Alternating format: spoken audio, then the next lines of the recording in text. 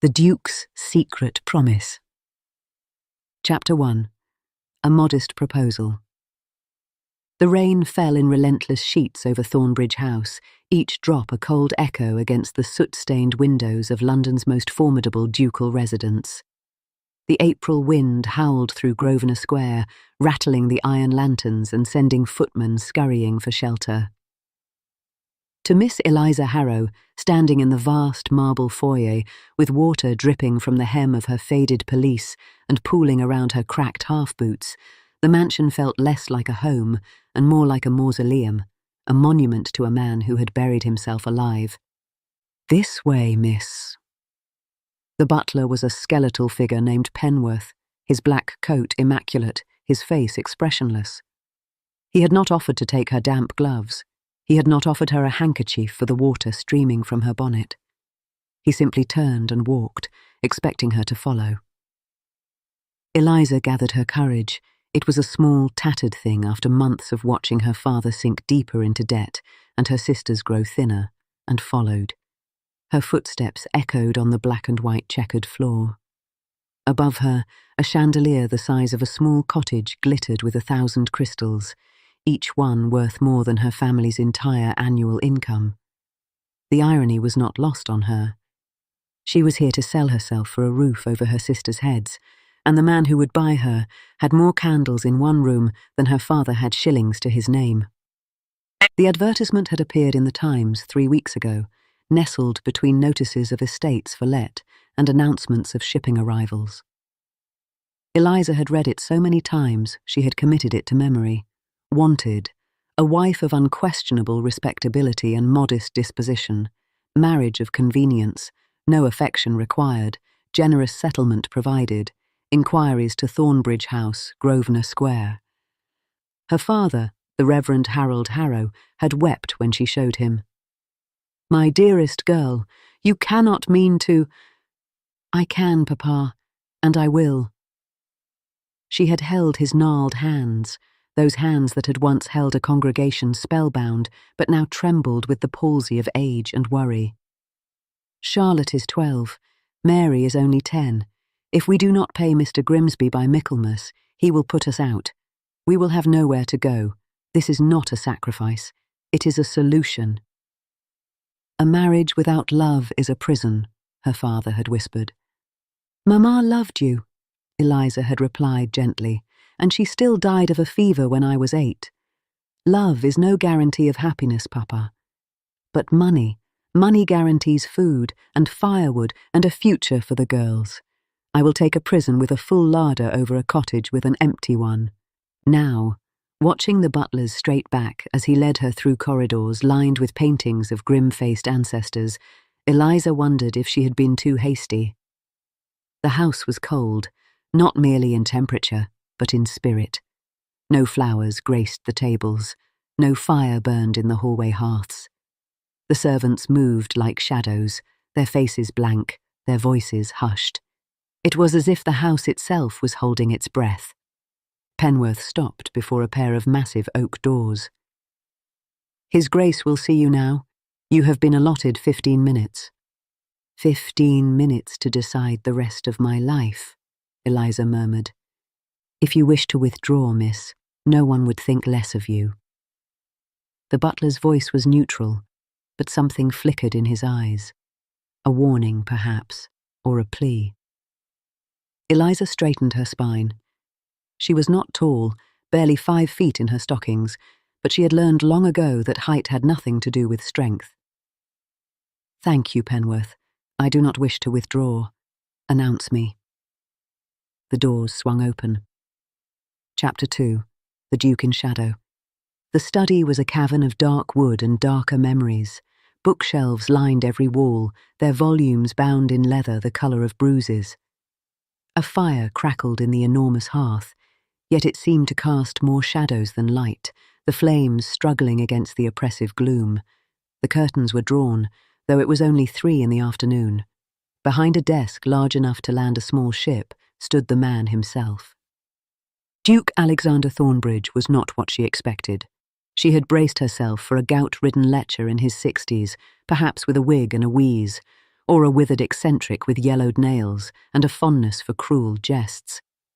Instead, she found a man perhaps 30 years of age, with shoulders as broad as a blacksmith's and a face that might have been carved by a melancholic sculptor, sharp cheekbones, a firm jaw, and eyes the colour of a winter sea, grey and distant, and impossibly cold. His hair was the deep brown of freshly turned earth, and he wore impeccable black coat, black waistcoat, black cravat. Even his signet ring was onyx. But it was his eyes that held her. They were not cold, precisely. They were absent, as if the man behind them had retreated to a distant tower and had forgotten the way back, leaving only a shell to conduct business and sign documents.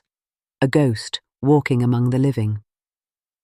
"Miss Harrow," he said. His voice was low, a cello string drawn too tight. It had the quality of a man who spoke rarely and chose his words with the care of a surgeon selecting a scalpel. "You are younger than I anticipated." "You are handsomer than I anticipated, Your Grace," she replied before she could stop herself. "Shall we consider our disappointments evenly matched?" The words hung in the air.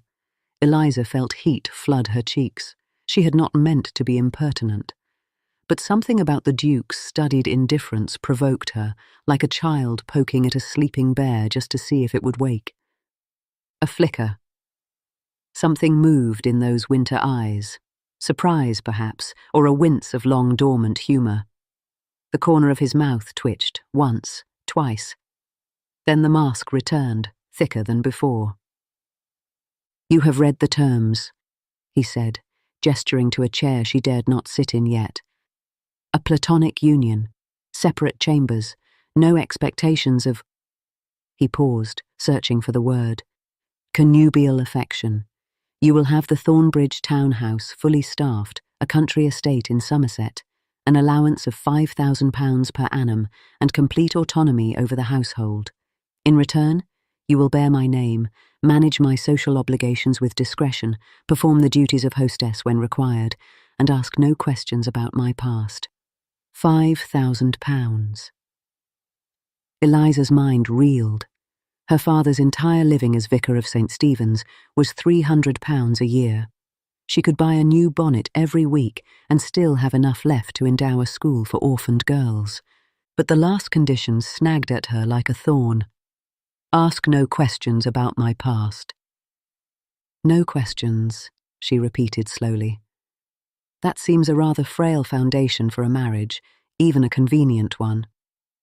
Forgive me, Your Grace, but I was raised to believe that marriage, even one of transaction, should be built on honesty. Secrets have a way of poisoning wells." Alexander turned to the window. His back was a wall of black wool, his posture rigid. Outside, the rain continued its relentless assault. "Foundations are overrated, Miss Harrow. I require a duchess in name only. You require funds to save your family from ruin. This is a transaction. Transactions are clean. Emotions are not. They rot. They decay. They turn to poison in the blood." She studied the rigid line of his shoulders, the way his hands, large, capable hands, gripped the windowsill until his knuckles went white. A man who had been burned, she realized.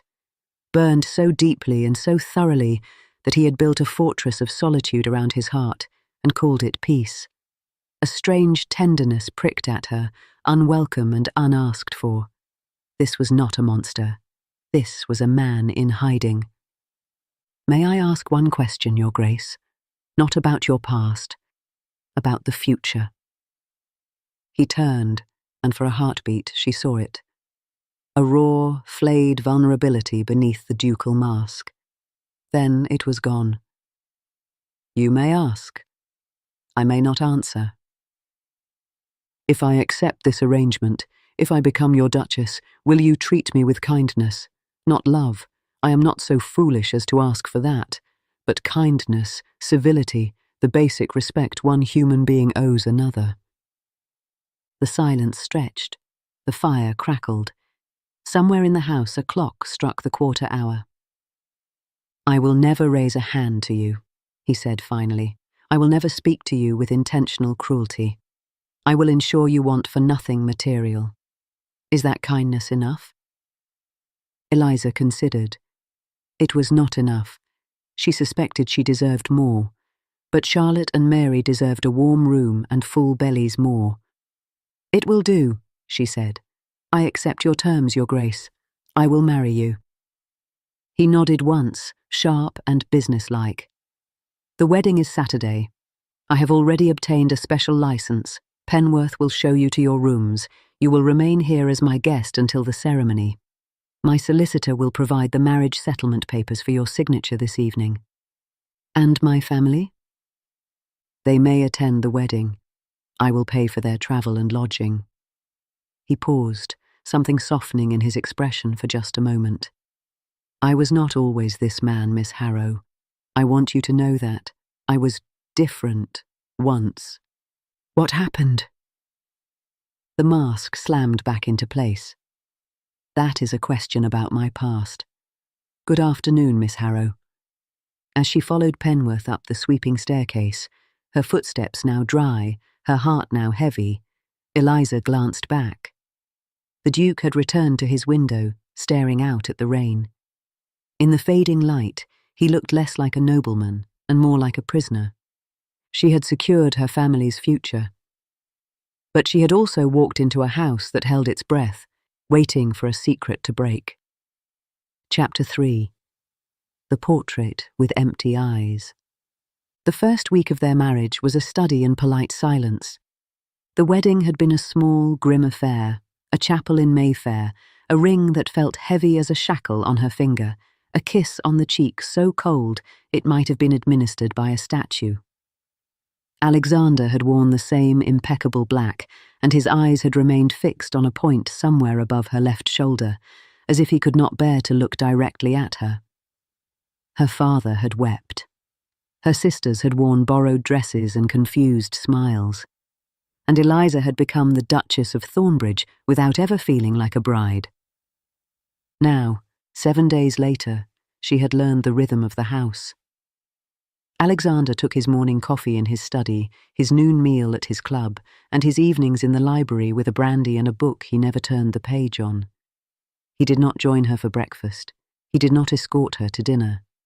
He left notes for her on the hall table. Out till midnight. Do not wait up, as if she were a housekeeper rather than a wife. Eliza, left to her own devices, explored. Thornbridge House was vast, a labyrinth of corridors and forgotten rooms.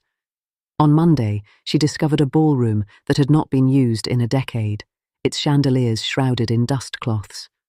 On Tuesday, she found a conservatory where the glass ceiling had cracked and ivy had crept in through the gaps, turning the space into a wild, beautiful jungle. On Wednesday, she located the kitchens where the cook, a formidable woman named Mrs. Hatch, took one look at Eliza's pinched face and pressed a hot scone into her hand.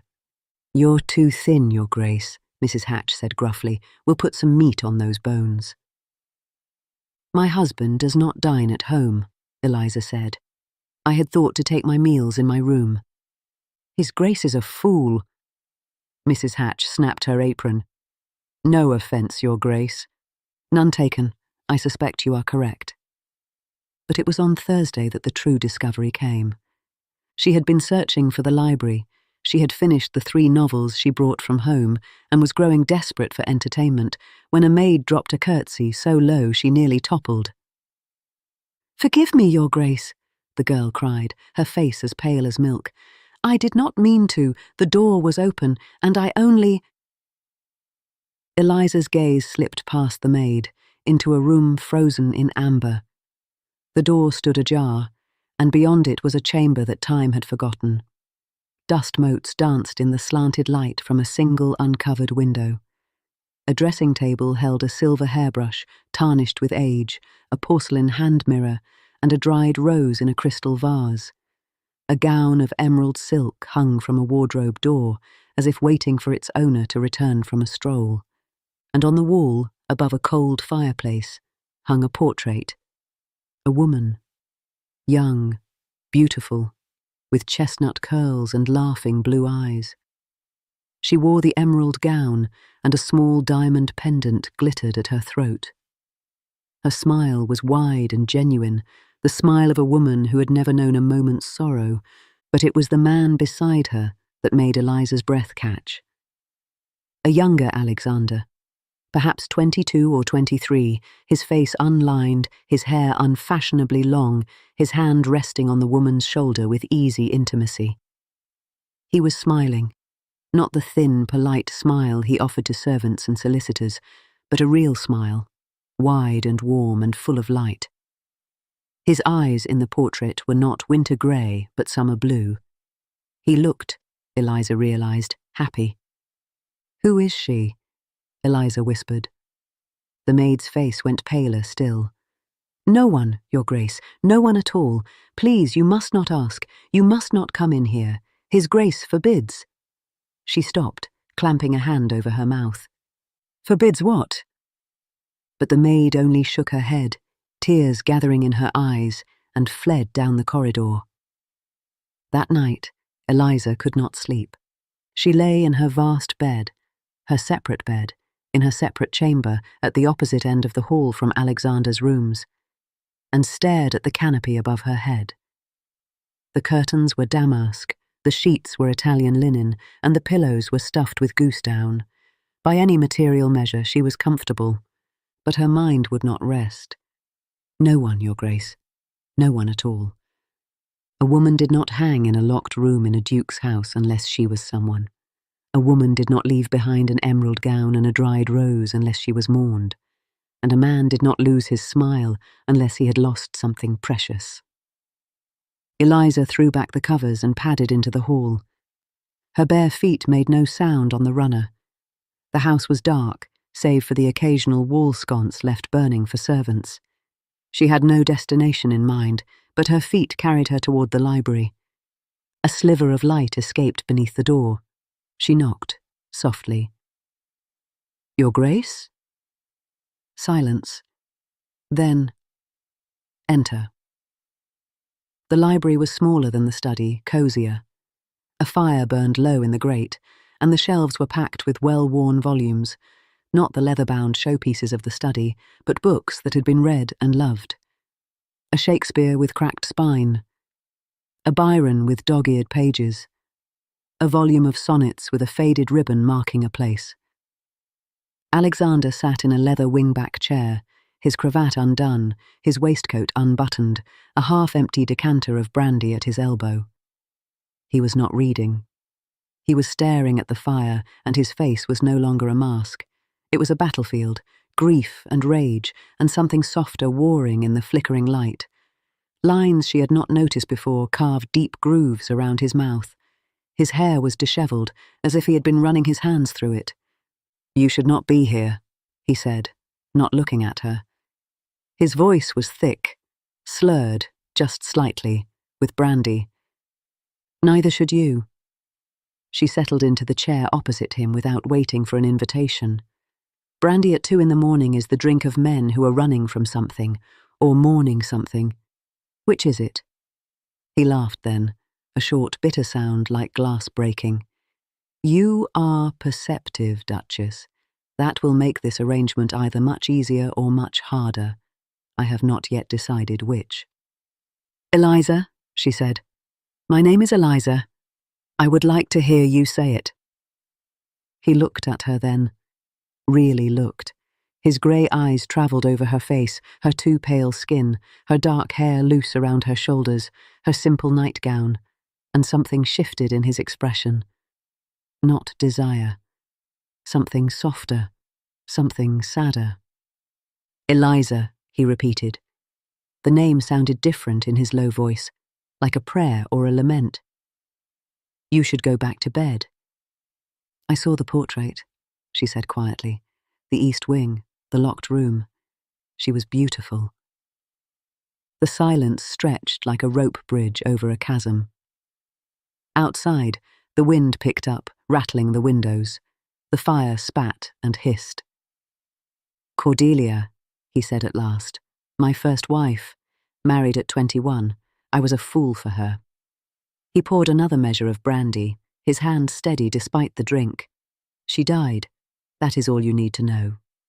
Died how? I said that is all. Eliza rose from her chair.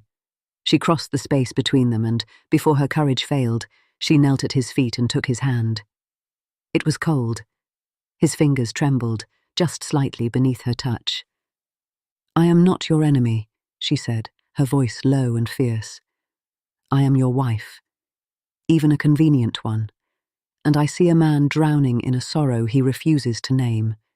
You made me promise to ask no questions about your past, but I made no promise to stop caring. I made no promise to pretend that you are not in pain, and I cannot, sit in my pretty rooms and spend my allowance while you destroy yourself by inches. He stared at their joined hands. His chest rose and fell with quick, shallow breaths. When he spoke, his voice was barely a whisper. Caring is a weapon, Eliza. It cuts the wielder deepest. I learned that lesson. I paid for it in blood. Whose blood? He pulled his hand away, gently, but firmly. Go to bed. Please. I am asking you as your husband to leave me to my brandy and my ghosts. She stood. She wanted to argue. She wanted to shake him, to force him to see that he was not the only one who had known loss and disappointment. But she saw something in his eyes, a pleading, a desperate need to be alone with his torment, and she respected it. Good night, Alexander, she said. As she climbed the stairs, she heard something behind her, a sound so soft she almost missed it. The Duke of Thornbridge, the man who had vowed never to love again, was weeping. Chapter 4. Whispers in the Country. The invitation to Thornbridge Manor came as a surprise. We will leave for Somerset on Monday, Alexander informed her over the breakfast table, the first time he had joined her for a meal. His voice was neutral, his cravat impeccable. If he remembered the night he had wept in the library, he gave no sign of it. The London season is beginning, and I have no desire to participate. You may remain here if you prefer the city. I would prefer to go with you, Eliza said, spreading marmalade on her toast. I have never seen the country estate, and I confess I'm curious about the place where you grew up. Something flickered across his face. You will not find answers there. Only more questions. Then I shall have to content myself with the scenery. The journey to Somerset took 2 days. They travelled in Alexander's lavish carriage, velvet seats, a silver lamp, a basket of provisions that could have fed a village, and spoke barely a dozen words to each other. Eliza read. Alexander stared out the window. The landscape changed from the smoky grey of London to the lush green of the countryside, and by the time they turned into the long drive of Thornbridge Manor, Eliza had fallen half in love with England. The manor was everything the townhouse was not. Where Grosvenor Square was cold and formal, the manor was warm and grand. Grey stone walls draped in ivy, mullioned windows that caught the afternoon sun, a sweeping lawn that led down to a river. Wisteria climbed the portico. A flock of sheep grazed in the distance. It looked, Eliza thought, like a place where happiness might be possible. But as they stepped down from the carriage, she noticed the servants. They were older than the London staff, their faces lined with years of service, and something else. Fear. They glanced at each other when Alexander passed, their eyes darting, their hands trembling. The housekeeper, a stout woman named Mrs. Peck, curtsied so deeply her knees cracked. Welcome home, Your Grace, she said, but her voice wavered. Alexander acknowledged her with a nod and strode inside, leaving Eliza to follow. The first 3 days in Somerset were no different from London. Alexander retreated to his study or walked the moors alone, returning with mud on his boots and a deeper shadow in his eyes. Eliza explored the manor, a kinder, brighter house than the townhouse, with flowers in the vases and fires in every hearth, but she could not shake the feeling of being watched. The servants spoke to her only in monosyllables. Doors closed when she approached. Conversations died in hallways. On the 4th day, she found Mrs. Peck in the still room, sorting dried lavender. "May I help?" Eliza asked. Mrs. Peck startled like a rabbit caught in a snare. "Your Grace, I did not hear you come in." "I am light on my feet."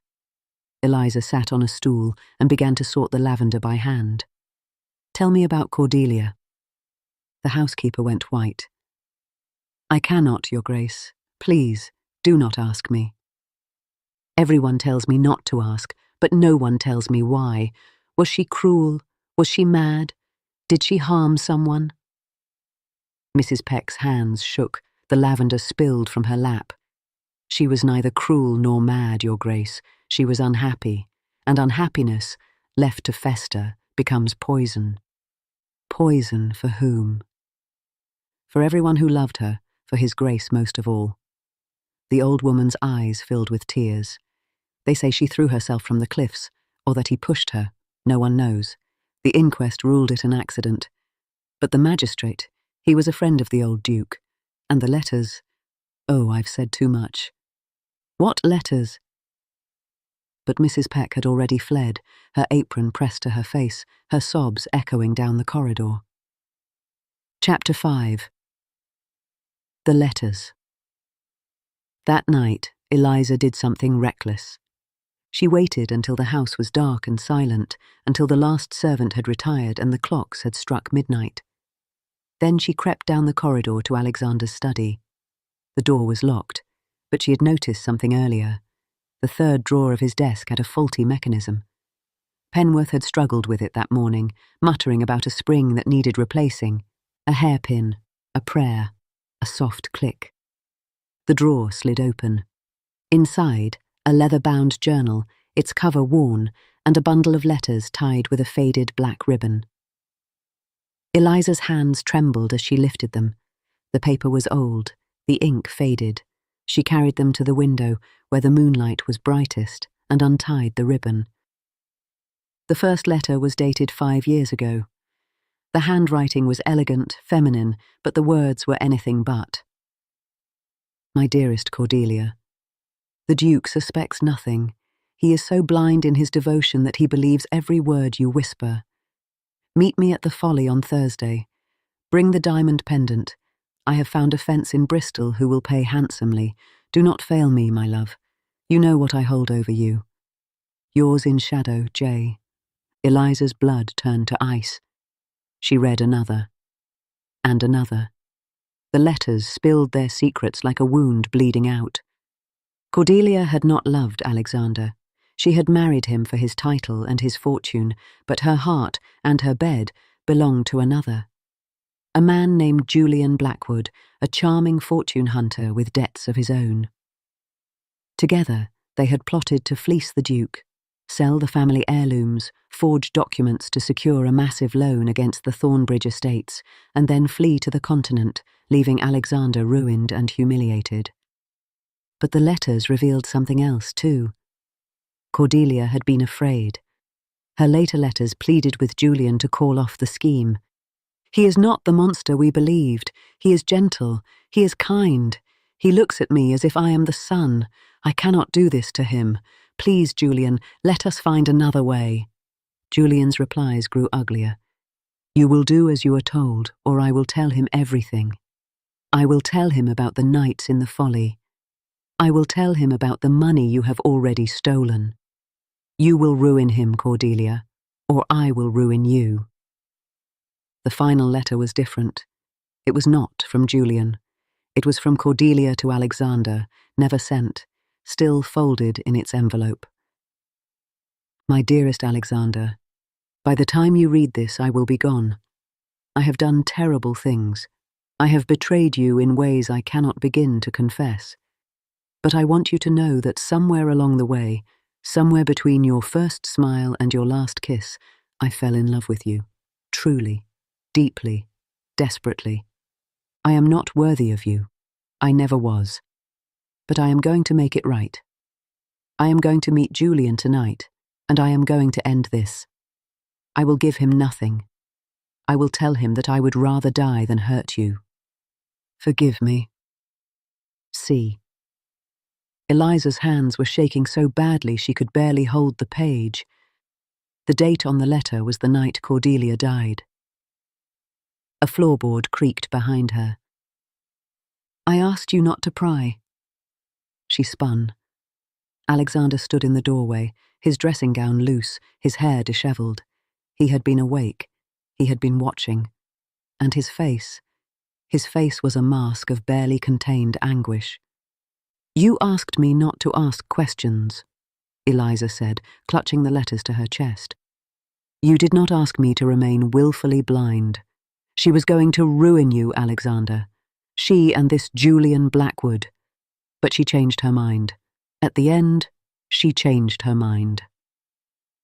He crossed the room in 3 long strides and snatched the letters from her hands. "You do not understand." "Then explain it to me. Please.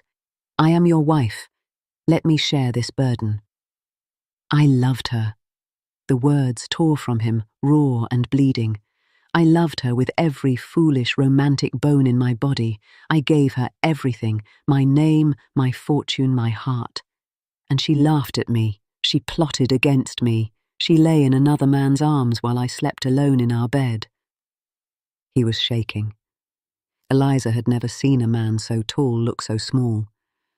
"But the worst part," he continued, his voice dropping to a whisper, "is that I still loved her at the end. When I found her at the bottom of those cliffs, broken, bleeding, dying, I held her in my arms, and I still loved her. Her last word was not my name. It was Julian, and I have hated myself for failing her ever since." "You did not fail her," Eliza said fiercely. "She failed you, and then she tried to make it right. Read her last letter again, Alexander.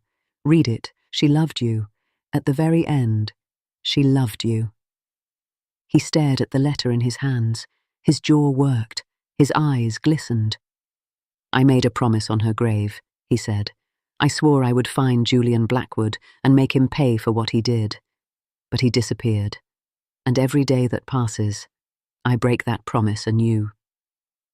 Eliza took a step toward him, then another. She reached up, she was so much shorter than him, and placed her palm flat against his chest, over his heart. It pounded beneath her hand like a trapped bird. "You made a promise to a ghost," she said, "but you also made a vow to me, in a church, in front of God. You promised to protect and cherish. You have done neither.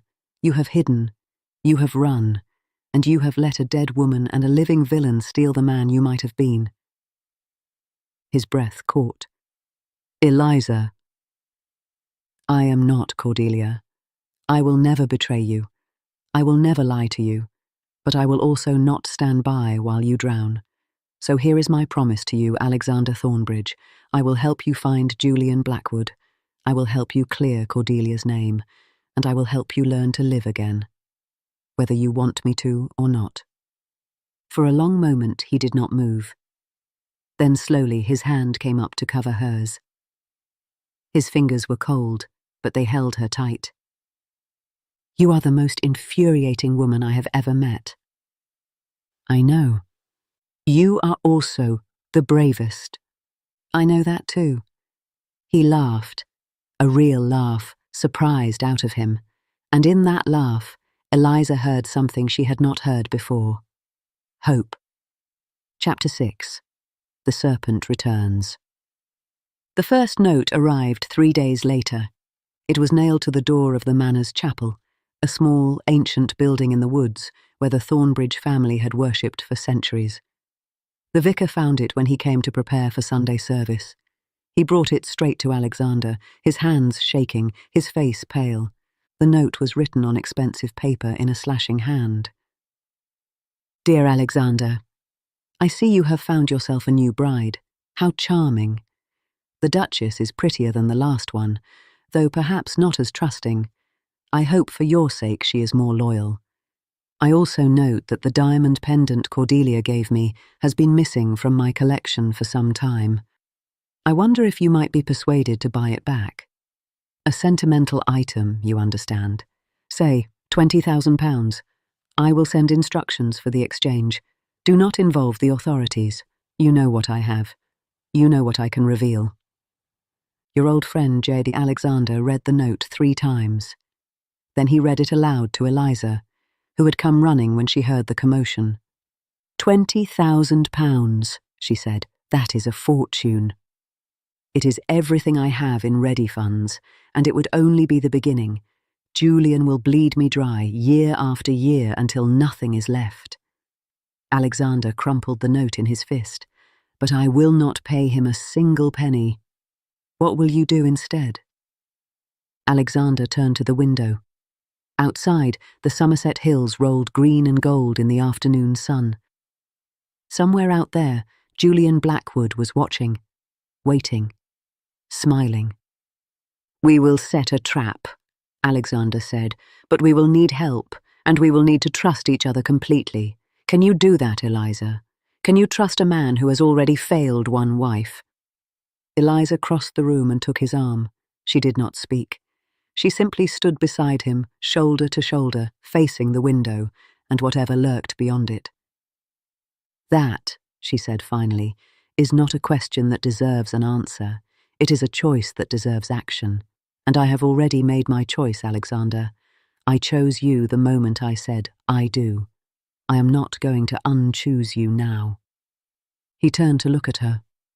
The winter in his eyes had thawed. In its place was something warm, terrifying, and entirely unexpected. Eliza, he said, I think I might— Do not say it yet, she interrupted softly. First, let us catch your serpent. Then we can decide what we are to each other. But I will tell you this, I did not marry you for your money. I married you because I saw a man worth saving, and you, Alexander Thornbridge, were never broken. You were merely waiting for someone to remind you of your own worth. He gathered her close. The fire burned low. The afternoon light slanted through the windows, and somewhere in the shadows, Julian Blackwood sharpened his knives. Chapter 7. The trap is set.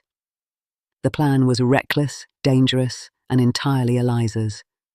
She wrote to Julian Blackwood herself, using a false name and a forwarding address in Bath. She claimed to be a former maid at Thornbridge Manor who had stolen letters from the Duke's study, letters that implicated Julian in Cordelia's death. If he wanted them back, he would meet her at the abandoned Folly on the Cliffs at midnight, alone, with the diamond pendant as proof of his identity. You cannot do this, Alexander said for the 10th time. They stood in the library, the letter in his hand, his face taut with worry. He is dangerous, Eliza. He killed Cordelia. Whether by accident or design, he killed her. I will not let you risk yourself. He will not come if you are there. He knows you too well. But he does not know me. To him, I am just a greedy servant looking for a payout. Eliza took the letter from him and folded it neatly. I am not afraid of Julian Blackwood. I am afraid of what will happen if we do nothing. He will blackmail you for the rest of your life. He will never stop. And I refuse to spend my marriage looking over my shoulder. Alexander's jaw tightened. Then I will be nearby, hidden, if he so much as touches you. You will be 10 paces behind me the entire time. I have already arranged it with Sir Reginald. Sir Reginald Vaughan was the local magistrate, a man with a reputation for integrity and a personal hatred of blackmailers. Alexander had consulted him in secret, sharing the letters and the locket Eliza had discovered hidden beneath a floorboard in the east wing, containing a miniature portrait of Captain Thomas Hartley, Cordelia's true love. Sir Reginald will bring constables, Alexander said, unconvinced. But if Julian realizes it is a trap, he may flee before they can act. Then we must ensure he does not realize. We must make him believe I am real, a frightened maid with stolen goods and a price. Eliza tucked the letter into her reticule. I have played many roles in my life, Alexander. The dutiful daughter, the desperate spinster, the convenient duchess. One more performance will not break me. He caught her hand. It might break me. If anything happened to you, nothing will happen to me, because you will be there. You promised to protect me, remember? On our wedding day. I hold you to that promise now. For a long moment he stared at her. Then, slowly, he raised her hand to his lips and kissed her knuckles. It was the first time he had touched her with anything resembling tenderness. You are extraordinary, Eliza Thornbridge. I hope you know that. I am beginning to, she said softly. Chapter 8. Midnight on the Cliffs. The cliffs of Somerset were a jagged teeth against a moonless sky. The wind howled like a wounded animal, tearing at Eliza's cloak and whipping her hair across her face. Below, the sea churned white with fury, crashing against the rocks with a sound like thunder. The abandoned folly, a crumbling stone gazebo built by some romantic ancestor, loomed before her, its empty windows like eye sockets in a skull. Eliza stood at the entrance, her heart hammering against her ribs. She clutched a leather pouch containing not the real letters, but blank paper, fake evidence designed to buy her time. Her breath came in short, sharp gasps. The cold seeped through her boots. 10 paces behind me. She had insisted Alexander stay hidden in the trees, but now, alone in the dark, she wondered if she had been foolish. Julian Blackwood was a killer, and she was just a vicar's daughter playing at heroism. Footsteps, slow, deliberate, crunching on gravel. Julian Blackwood emerged from the mist. He was handsome in a ruined way, blonde hair streaked with grey, a scar cutting through his left eyebrow, a smile that did not reach his cold blue eyes. He wore a gentleman's riding coat, but highwayman's boots, and his hands were gloved in black leather. In one hand, he carried a small velvet pouch, the diamond pendant, presumably. "You are not a maid," he said, stopping 10 feet away. His voice was smooth, educated, utterly without warmth. "Your accent is too refined. Your posture is too proud. Who are you?" "I am the Duchess of Thornbridge," Eliza said. Her voice did not tremble. She was proud of that. "And you are a murderer." Julian laughed. It was a chilling sound, like ice cracking. "Cordelia fell. Everyone knows that. The inquest was quite clear. She was pushed. By you. And I have the letters to prove it." His smile vanished. The cold eyes narrowed. "Give them to me." "No." He moved then, fast, faster than she could have imagined. He lunged for her, and his gloved hand closed around her wrist. She gasped, tried to pull away, but his grip was iron. "Where are the letters?" he hissed, his face inches from hers. "Tell me, or I will throw you off these cliffs just like I threw Cordelia. And this time there will be no inquest, only an accident, a tragic second tragedy for the poor Duke." "Let her go." The voice came from behind Julian, low, deadly. Alexander emerged from the shadows, his face a mask of cold fury. He held a pistol aimed directly at Julian's heart. "Alexander," Julian said, and he had the audacity to smile. "I was wondering when you would show yourself. Always the hero, aren't you? Always rushing in to save the damsel. How did that work out last time?" "Let her go, Julian. This is between you and me." "I think not." Julian pulled Eliza against him, using her as a shield. His arm tightened around her throat. "You will put down the pistol, or I will break her neck. Do you understand? I have nothing left to lose. You, on the other hand, you have a new wife, a pretty one. It would be a shame to lose her so soon." Alexander's hand shook. The pistol wavered. Eliza could see the calculation in his eyes, the desperate mathematics of a man trying to save her without killing her. "Alexander," she said, her voice steady despite the arm at her throat. "Remember what I told you. I am not afraid." "Shut up," Julian snarled. "No."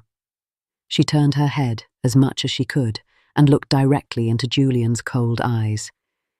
You are a coward, Julian Blackwood. You have always been a coward. You used Cordelia for money.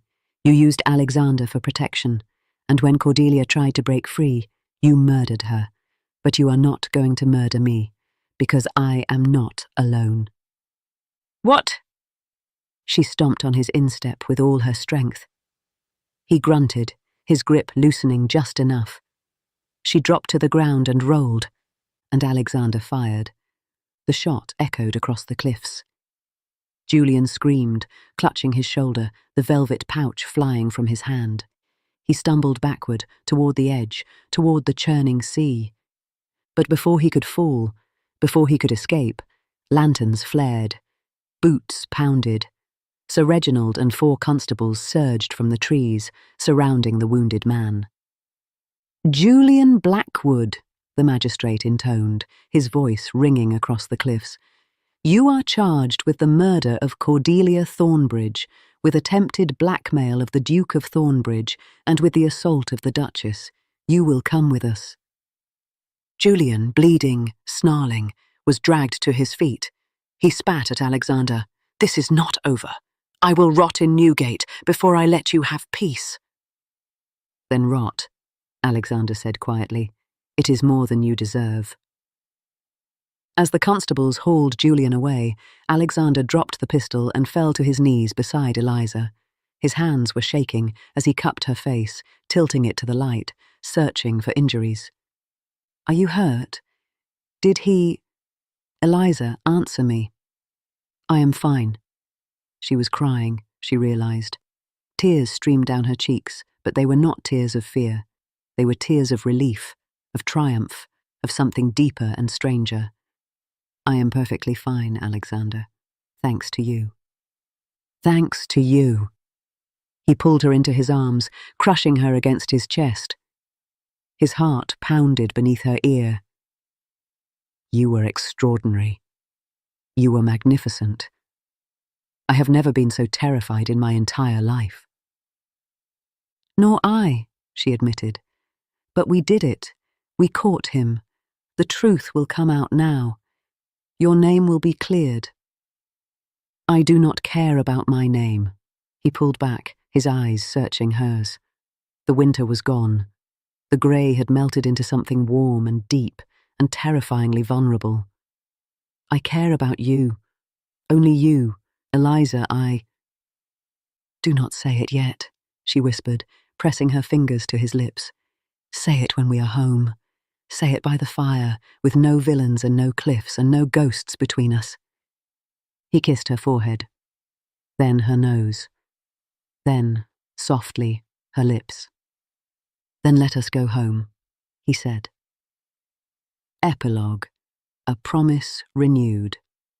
6 months later, Thornbridge Manor bloomed with the first roses of summer. The scandal had broken, but not as Alexander had feared.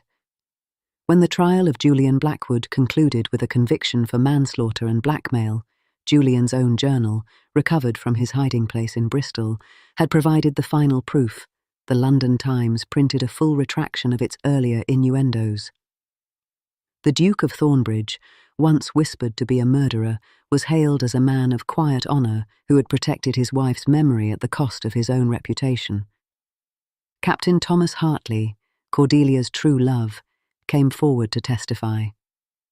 He had been waiting on the ship in the Channel the night Cordelia died. He had seen Julian flee the cliffs. He had heard Cordelia's final cry. For 5 years, he had lived with his own guilt, believing that his love had caused her death. Now, finally, he was free. "You should have come forward sooner," Alexander told him after the trial. "I was a coward," Thomas admitted, "and I am sorry. For what it is worth, she loved you at the end. She told me, in her last letter, she said you were the best man she had ever known." Alexander said nothing. But that night, he went to the East Wing. He stood before Cordelia's portrait for a long time. Then he took it down, wrapped it carefully, and placed it in a trunk in the attic. "Not because I want to forget her," he told Eliza, "because I want to stop living in her shadow." Eliza took his hand. What do you want to live in instead? Your light, he said, if you will have me. The summer solstice arrived, and with it, a celebration. Thornbridge Manor opened its doors for the first time in 5 years. Neighbours came, friends came, Eliza's sisters came, wide-eyed and delighted, running through the gardens with abandon. Her father came, his health improved, his debts paid, his smile returned. And at the end of the evening, when the guests had gone and the servants had retired, Alexander led Eliza to the folly, not the crumbling one on the cliffs, but a new folly he had built in the gardens, a small stone pavilion draped in roses. "I have something to tell you," he said. "I know." She smiled up at him, her cheeks flushed with wine and happiness. "You have been trying to tell me for 6 months. I love you, Eliza Thornbridge." He said it simply, without drama, without poetry, just the truth, offered like a gift. "I swore never to love again. I built walls around my heart. I buried myself in duty and solitude and brandy, and then you arrived asking impertinent questions and firing pistols at blackmailers and refusing to let me drown." "I love you too," she said. "I think I loved you the moment I saw you standing in that dark study, pretending not to feel anything. You were so clearly feeling everything. You just needed someone to remind you that feeling is not weakness. It is strength." He kissed her. The roses swayed in the summer breeze. Somewhere in the distance, a nightingale sang. "When we first married," he murmured against her lips, "I made you a promise. I promised you kindness and civility. I promised to never raise a hand to you. I have kept those promises." "Yes, you have. But I want to make a new promise now, a better one." He knelt before her, taking both her hands in his. "I promise to love you, Eliza, for the rest of my life. Not because I need a duchess, not because I need an heir, but because you are the best part of me, and I am a better man when you are beside me. I will spend every day trying to deserve you." She pulled him to his feet.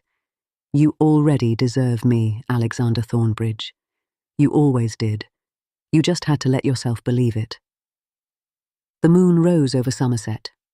The nightingales sang, and in the rose-covered folly, a duke who had sworn never to love again held his duchess in his arms and discovered, at last, that some promises are worth breaking, and some promises are worth keeping forever.